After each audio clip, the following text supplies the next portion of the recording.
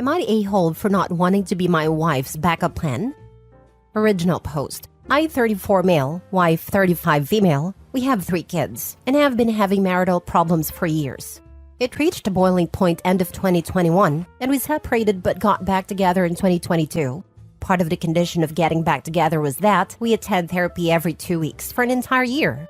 We only ended up doing therapy for about 3 to 4 months, and my wife said she wasn't getting anything out of it. I didn't see the point in going so often.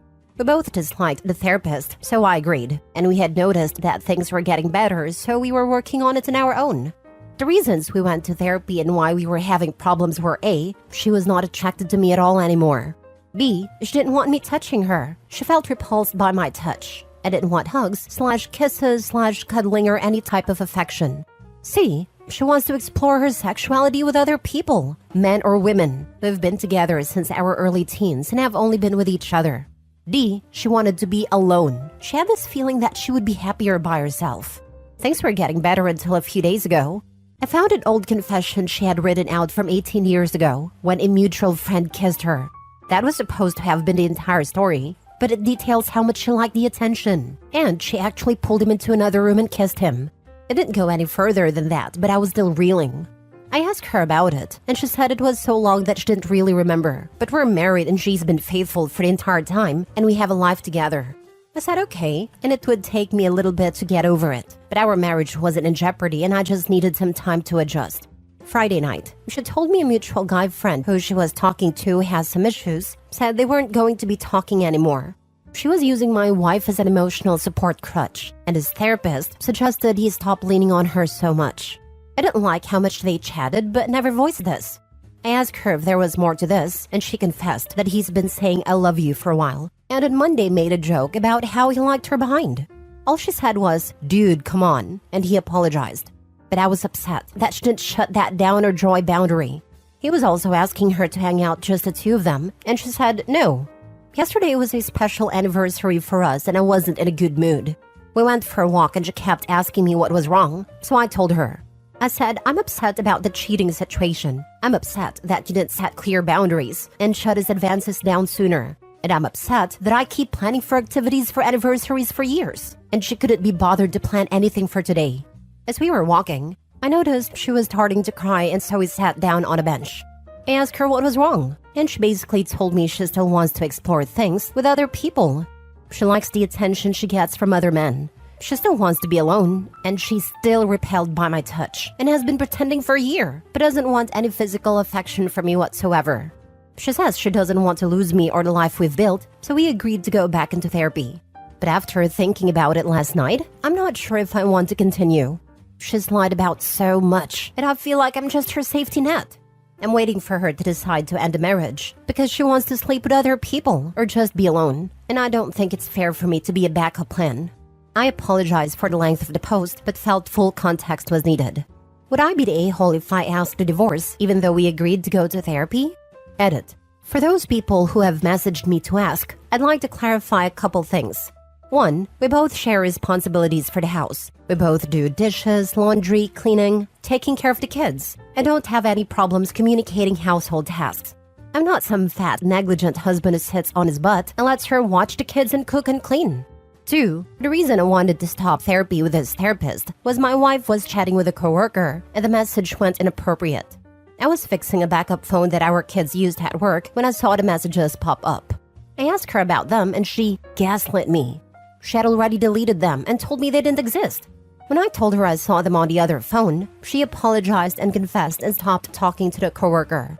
When I told the therapist this, she brushed it off and made it seem like it was my fault, and I realized she only had my wife's interest at heart and not mine. 3. My wife has always had validation issues. She loses all common sense when someone else compliments her or gives her attention.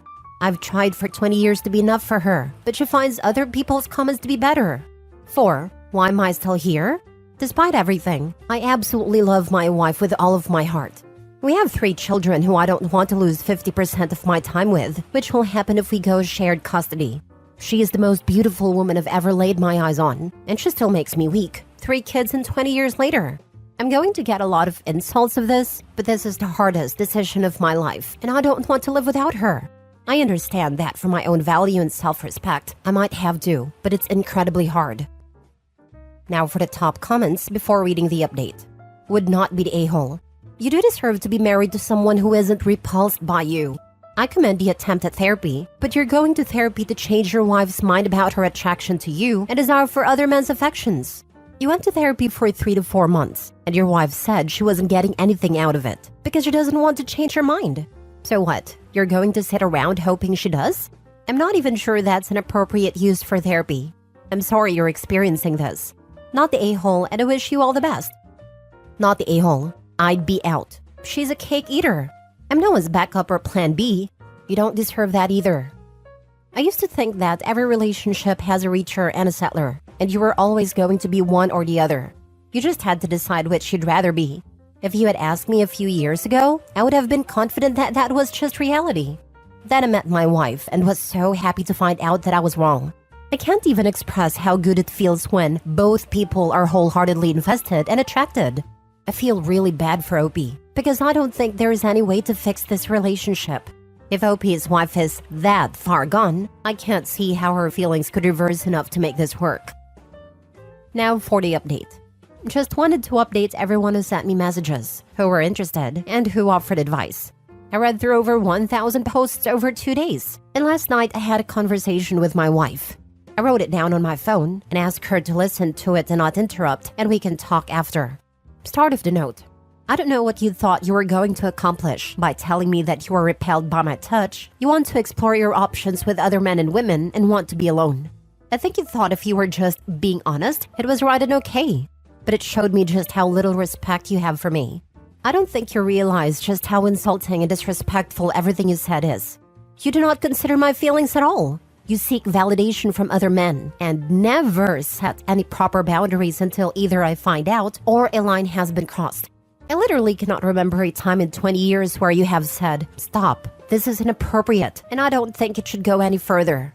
You let a mutual friend tell you he loved you and liked your behind, and you weren't even the one to stop communication. He was. His therapist could tell the conversation was unhealthy. I could tell the conversation was unhealthy, but you couldn't. You either don't respect me enough to put my feelings ahead of your own need for validation, or you simply don't care. I can't fix this, and you don't seem to want to fix this. I have been there for you for 20 years. I have never wavered in my love for you, my affection, my devotion, but you can't say the same. You clearly think you're missing out on something, and think exploring that in the arms of another person will fill that hole inside of you, but it won't. All it will do is leave you completely and entirely alone. Our family will be gone, I will be gone, and you will have nothing at all because you think the grass might be greener on the other side. I can't imagine a person who has a loving husband who cares for them, respects them and thinks the world of them, who has 3 beautiful kids, a great support network, good friends, and a loving family, that thinks if they abandon their entire life for some fleeting new experience, they will be fulfilled. You used me, plain and simple. I'm a safety net for you. You can spend all the time in the world trying to figure yourself out, and you'll have a safe spot to come home to. Not a partner, not someone you treat as a husband, but someone you lie to, lead them on, and take advantage of. I'm not a fallback. I am not a safety net. I'm a person who absolutely deserves love, touch, romance, and admiration. I deserve respect and reciprocation. I want to be clear that I absolutely think you not telling me about these issues and letting an entire year pass while letting me think things were improving and getting better is lying by omission.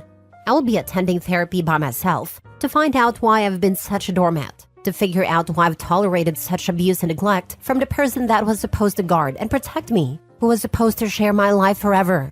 I'm not at this time asking for a divorce, and provided you are not asking for one, things will need to move forward differently. You will need to attend therapy by yourself. After 6 months of both of us being in therapy, we can talk about doing couples therapy. You will stop seeking validation from other men. I do not want to police your conversations, but single men should not be people you talk daily with until you go through therapy and can clearly set boundaries and enforce them if they are broken.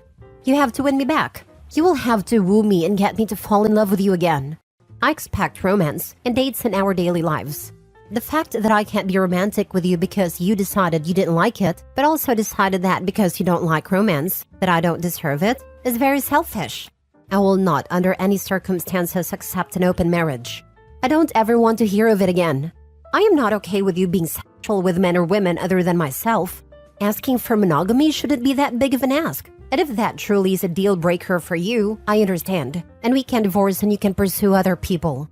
I acknowledge that some of what I'm saying is demanding, but I'm standing up for myself and what I want. I deserve better and will not settle for just enough any longer. If anything I've said here makes you want to say you are done, we can separate and file for divorce.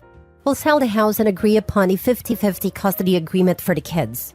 I will never use the kids to hurt you and will co-parent with you the absolute best of my abilities. Despite the harsh tone, I will still reiterate that I love you with all of my heart and want to spend my entire life with you, watching our children grow up together. But I will not be an afterthought anymore. I won't play second fiddle to an imaginary life you might want to pursue. End of note. One of the things she has always said to me when we have conversations is, I don't know if I'll ever be enough for you. She says this because she doesn't know if she can meet my expectations of what a good loving wife should be. I told her this time that, you may think you don't know if you can be enough for me, but right now I know I am not enough for you. We talked for a while, and she is going to therapy. We are going to work in our relationship. And while I know many, if not all of you think I should just divorce her right now, I can't just throw away 20 years without giving it my absolute all. I don't know if this will work out or not, but I thank each and every one of you for helping me find the strength to stand up for myself. It might not be the ending you wanted to see, but I am hopeful.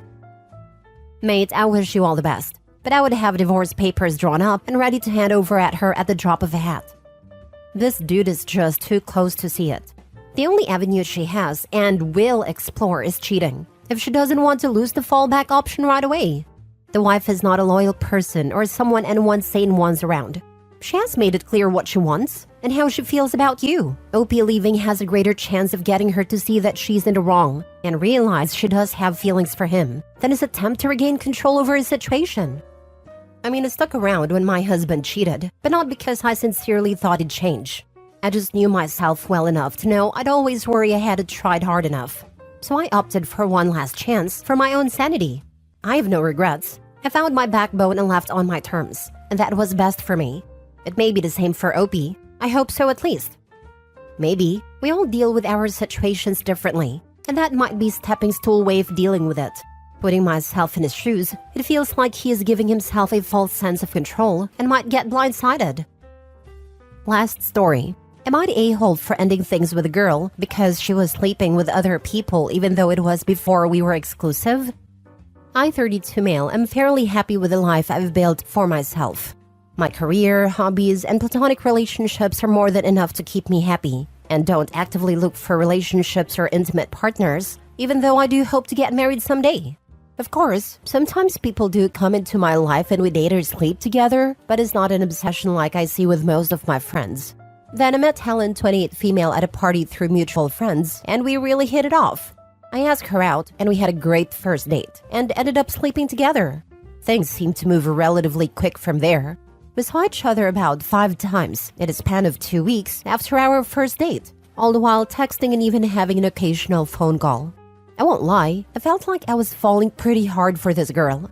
She was everything I could have imagined wanting in a life partner. Intelligent, independent, passionate, and kind. Not to mention gorgeous. Well, it all went south last week when she asked me if I was seeing anyone else.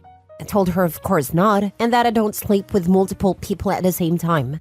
But then I wondered about her, and she told me she had been seeing 2 other guys, but she wanted to be exclusive with me. I asked her if she had been sleeping with them, and she said yes. She had even slept with both of them at least once since we started dating. Once I gathered my thoughts, I told her I didn't want to see her anymore. Here I thought the feeling was reciprocated, but I found out I was just one of a few items on the menu for her. She started to get upset and told me that since we had discussed exclusivity, she didn't owe me anything and that it was the whole point of this discussion. I told her that while she didn't owe me it, the fact that she didn't stop seeing those other guys on her own volition showed that either she didn't feel the same way about me as I did about her, or we have totally different ideas around sex and intimacy. She said she had dated so many guys in the past who wouldn't commit, so she didn't want to end up alone if I wouldn't be exclusive. I could feel the hurt she had gone through when she said this, but I guess I don't understand. Why keep around casuals, partners, if you want something serious? If she wasn't willing to take a risk for me and potentially get hurt because of her past experiences, I don't want to play the role of intimacy therapist. I didn't say this part to her though. So I told her my mind was made up, and she left in tears. Anyway, my friends pretty much dogpiled on me after hearing about it. They told me I was an a-hole and brought up a bunch of talking points about feminism and slut-shaming. It seemed pretty unfair, since I never tried to make Helen feel bad about herself. I just didn't think we were compatible, and it seemed better to end it then and there. Now for the top comments. No a-holes here. You're allowed to end any relationship for any reason if you're not comfortable continuing it. She's allowed to sleep with whoever she wants, and she's not in an established, agreed-upon monogamous relationship. Moving forward, though, I would strongly recommend being very clear what your wants and relationship expectations are when you are dating, though, as expecting mutual exclusivity in a relationship when you have not discussed that expectation is just setting yourself and someone else up for a fall. Yeah, you should have had that talk with her after being intimate with her the first time to show you were serious about her and that you all having sex together meant something to you, and it means you don't sleep around. Why would she automatically know that about you if you had not stated that right away, when it doesn't mean the same thing to so many other men? She tried to tell you that. No a-holes here. She did nothing wrong, and you are entitled to end things if you want to. If only they'd had a conversation before sleeping together the first time. So many things can be solved or prevented with a conversation.